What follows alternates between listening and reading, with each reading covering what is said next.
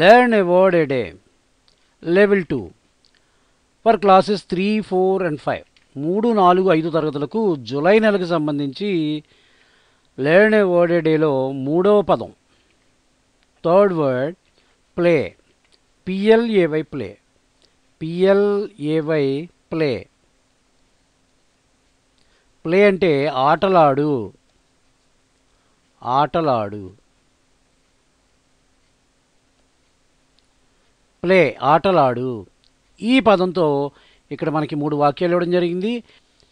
ఇక్కడ ఇచ్చినటువంటి ఈ 3 వాక్యాలని చదువుతూ నేర్చుకుందాం. I play cricket. I play cricket. P L A Y play. I play cricket. సిఆర్ఐసికేఈటి. I play cricket. నేను క్రికెట్ ఆడతాను. Every Sunday. ఎవ్రీ ఈవిఈఆర్వై ఎవ్రీ అంటే ప్రతి. Sunday ఎస్యుఎన్డిఏవై Sunday. Sunday yes capital letter రాయాలి. ఎంచేత సండే మండే ఇవన్నీ కూడా నౌన్స్ కదా.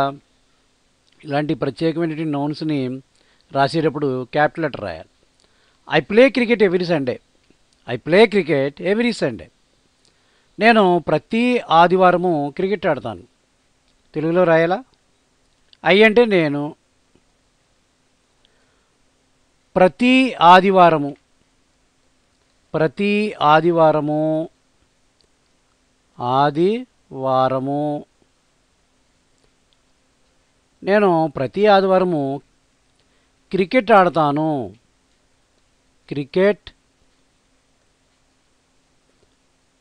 ఆడతాను.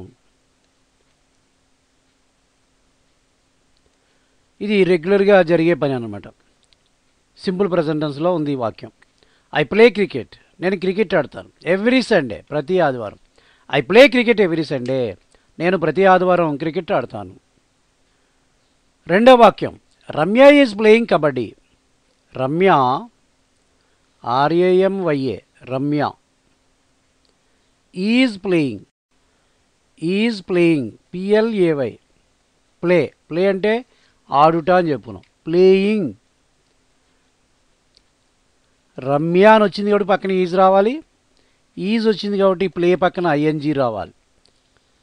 Ramya is playing. ఇది ప్రజెంట్ కంటిన్యూస్ టెన్స్లో ఉంది. టెన్సెస్ గురించి తర్వాత చెప్పుకుందాం. Ramya is playing kabaddi. KABADDI kabaddi. Kabaddi అని రాశారు ఇక్కడ. Ramya is playing kabaddi. Ramya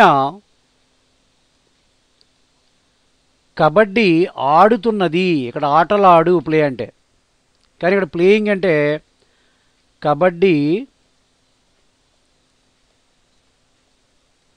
ఆడుతున్నది. Playing అంటే ఆడుతున్నది లేదా చున్నది. ఆడుతున్నది. Ramya is playing kabaddi. రమ్య కబడ్డీ ఆడుతున్నది. రమ్య తీసేసి మీకు నచ్చినటువంటి పేరు పెట్టుకోండి.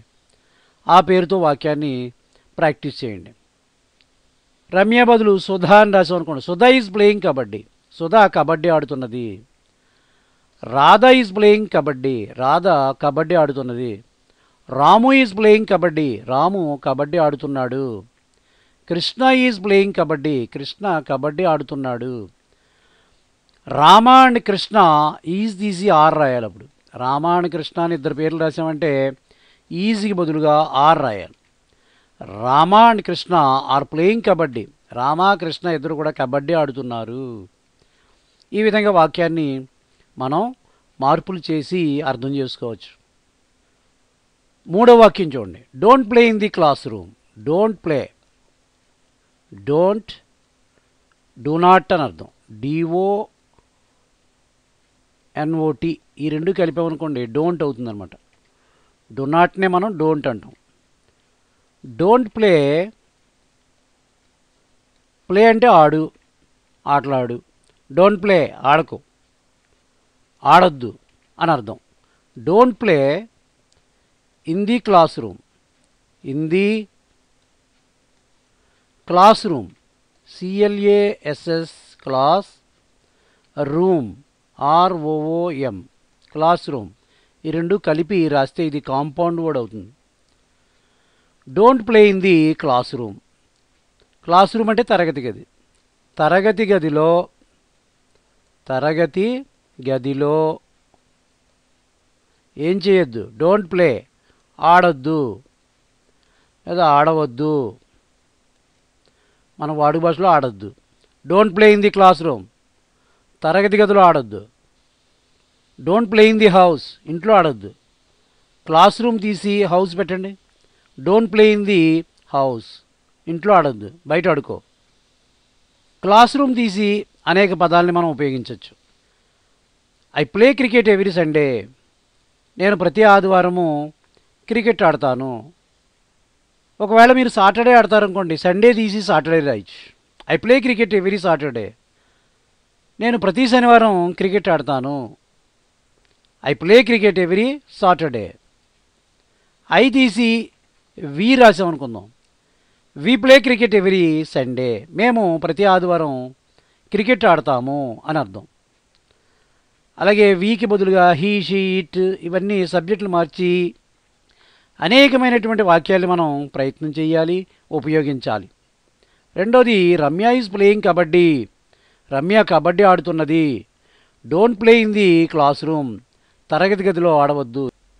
ఇవి ఈ వీడియోలో మనం నేర్చుకున్నటువంటి ప్లే అనేటువంటి పదంతో వచ్చేటువంటి కొన్ని వాక్యాలు.